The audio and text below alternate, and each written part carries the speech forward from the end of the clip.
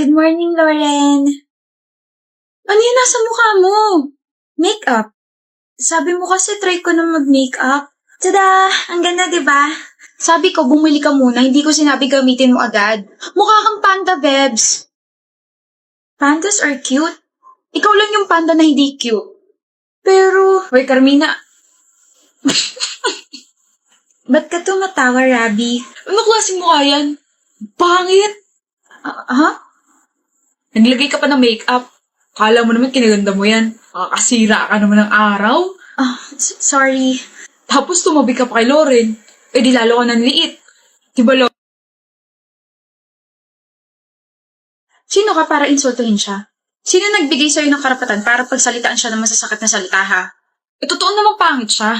Ikaw yung pangit dito. Sa ugali ka na nga lang babawi, kinulang ka pa. Hoy, Rabis, mag-sorry ka sa kanya. Ayoko. Magsasorry ka o babatukan ulit kita. Sa pangalawa kong batok, baka makalimutan mo na pangalan mo. Mag-sorry ka kay Carmina. Sorry. Wag mo nang kakausapin at lalapitan tong kaibigan ko kung hindi kakaratihin kita. Alis! Okay lang naman ako, Lauren. Di ka pangit, maganda ka, Carmina. Di lang patay yung eyeliner mo. Tsaka, di lang masyadong maayos yung eyeshadow mo. Pero maganda ka. Kaya halika sa CR at bubuharin natin yung makeup mo. Mag-lip tint ka muna tsaka mag-overnight ka sa bahay namin. Tuturuan kita mag-makeup. Love mo talaga ako, best friend, no? Kadiri pero, oo, love you. Picture tayo. Kanino mo na naman isisend? Kay Benz. Nasaan na yun? I'm ready. Picture na. Teka, may na-realize lang ako. Bakit kayo magka-chat ni Benz? Bakit kayo magka-chat ng crush nating dalawa? Ha? Ay. Balita ko kayo na raw ah. Paano mo nalaman?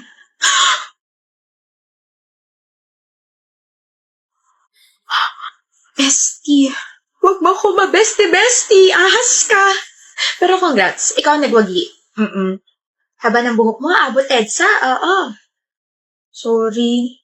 Swerte ka at si Benz ang pinakalis na crush ko at may 11 pa ako natitira na crush. Oo. Nagbilang pa talaga siya. I can't believe ako na lang single sa ating dalawa. Galit ka ba sa akin? Hindi naman. Pero sana sinabi mo agad sa akin para nakapag-adjust ako, diba? Kwento ko ng kwento tungkol sa kanya tapos kayo na pala. Kahapon na naging kami. Ba't sumasagot ka pa? Sorry na, Nati. Basta ba ilakad mo ako sa kuya ma? Pogi rin yun si Jack, ano? Kuya! Bakit? Si Nati nga pala. Hi. Kalala ko yan. Di ba ikaw yung nagpa-picture sa akin last year? May girlfriend ako bata.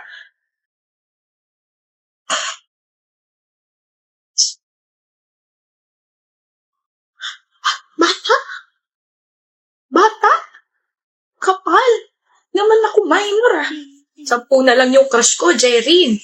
Kailangan ko pa kumain para sa love life ko. Visit ka kasi. Happy anniversary, love.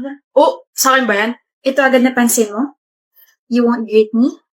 Sorry. Happy second anniversary, Chandra. Walang endearment na kasama? Big deal ba? Hindi naman. O, hindi pala eh. So, akin ba yung box 10? Oo. Akin na to ah. Walang thank you? Thank you. Open ko na. Ano to? Bakit puro pagkain tsaka letters? May bulaklak pa na hindi ko naman alam kung saan ko ilalagay. Those are your favorite snacks? And about sa mga letters, nagsulat ako kada araw simula ng first anniversary natin. Tapos yung flowers dyan, nanood ako ng video pa na gumawa yan. Ito lang? What do you mean ito lang? Ito lang? Walang kasama ng sapatos, Chandra? Yung tig 11,000 na sapatos na sinabi ko sa'yo. Wala ring mamahaling bag o di kaya yung mga branded na shirts, ganun. O baka naman tinatago mo lang. Bigay mo na. Wala akong extra pera pambili sa mga ganun bagay. Hayaan mo, pag-iipunan ko sa susunod, pero may pambili ng laptop. 3 taon kong pinag-ipunan yung laptop na yun. At saka kailangan kayo sa trabaho. Sus, reasons. Kapag gusto, maraming paraan. Kapag ayaw, maraming dahilan. Tigilan mo nga ako, Chandra. Minsan na nga lang ako humiling. Ayaw mo pa ibigay. Buti pa yung ex ko si Ashley, binigyan akong sapatos. Sinampal mo ko? Oo. Gusto mo isa pa? Kapal lang mukha mo ah.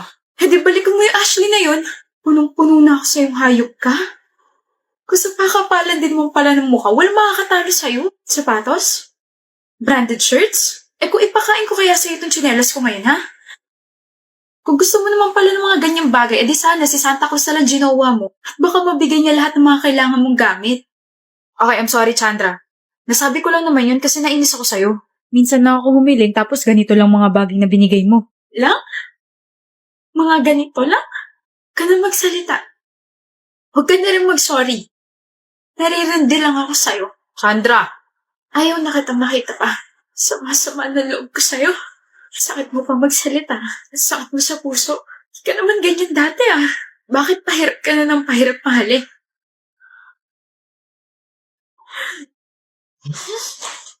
Buisit na box. Ano ba napakinggan mo? Bagong kanta ni Joji. Oh? Anong title? Glimpse of Us. Oh, pakinggan ko nga. Huwag Ino! Eh, bakit? Papakinggan ko lang eh. Title pa lang mukhang maganda na. Ayoko. Bawal. Never. No. Bahala ka. Baka naman napakinggan mo na to. Kaya ini-insist mo na pakinggan ulit. Eh di sana hindi na ako nagtanong. Sus? Oh, sige. Para mapanatag ka, Mila. Tungkol ba sa niya kantang yan? Sure ka? Gusto mo malaman? Well, it's a song all about being in a relationship, pero iniisip mo pa rin yung ex mo or someone else. Kaya naman pali. Baka ganun ka. Nakikita mo sa akin yung ex mo o kaya mo lang ako ginawa para pagselosin siya. Mila, baka nakakalimutan mo wala akong ex. Oo nga pala. Tanggal angas ko rin ah. Now's my turn. Baka kaya ayaw mo mapakinggan ko yan kasi ayaw mo malaman ko na iniisip mo pa rin yung ex mo. Ah, ano? It's just a question. Hoy, hindi ah. You don't need to shout, Mila. Para kasi ang defensive pakinggan. Hindi ko siya iniisip. Hindi ko iniisip si Q. Wala naman akong binanggit na pangalan. Huh? Banana Q. Gusto ko ng Banana Q. Q pala ah. Hindi lang ikaw ang dapat tupakan, babe. Ako, si Ino, ay nagtatampo na sa'yo. Ay, sait mo na. Ino! Bakit parang bumaliktad yung sitwasyon? Kasalanan ko na? Joji, grabe ka na. Basic. May girlfriend ka na, Cho? Wala pa, pero liligawan ko na. Maganda, mabait, matalino, matangkad. Nasa kanya na lahat, paring Philip. Walang eki sa personality niya? Wala! She's almost perfect. She's also clingy, loyal, and sweet. Wala ka nang hihilingin pang iba. Ganun ba? Basta. Alam kong ito na ang mapapangasawa. Hello, nagkaaminan na kaya kami. Tsaka alam mo namang date to marry ang peg ko, di ba? Hindi ko na pakakawalan to. Bakit parang ano? She's too good to be true. Parang punong-puno ng red flags yan, ah. Inggit ka lang yata kasi nagloko sa'yo ex mo eh. Walang personalan gunggong na to. Hindi ko kailangan ng opinion mo. Basta gusto ko siya at gusto niya. Period. What if i-test mo siya? Ganito gawin mo. Anong gagawin? Hi, Cha. Oh, hi, Lucy. Parang ang lalim yata ng iniisip mo. Si Philip kasi kung ano-ano pinagsasabi. Huh? What's wrong with him? Sabi niya kasi puno ka raw ng red flags. Grabe naman siya. Hindi naman niya ako kilala para sabihan ng ganun. I know, right? May pogi oh. OMG. Cho, bakit ka lumingon doon? Bakit hindi sa akin? So, hindi ako pogi? It's not what you think. Isasend ko kasi sa friend ko. Mahilig kasi yun sa pogi. Sus, edi picture ko na lang isend mo. Bakit ko naman isasend yung picture mo sa kanya? Kasi pogi ako.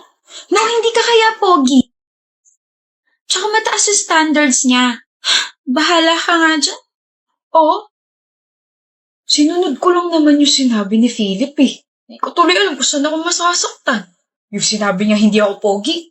O doon sa paglingon niya sa poging lalaking dumaan. Philip, gonggong ka. Philip! Ang dami nang nawawalang mga tao ngayon. Lagi na tuloy ang pinapauwi agad ni Mama. Ha?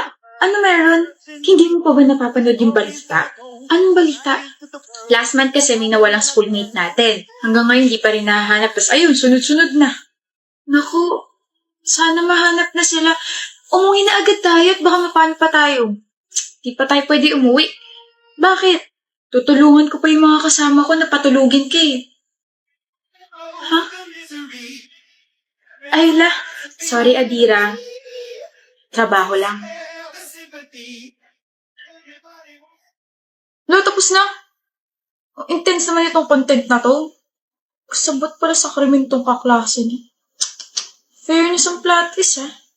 True to life. Hoy, bakit? Tanggalin mo yung makeup mo. May trabaho na naman tayo. Sino kailangan takpin? Anak ng mayor.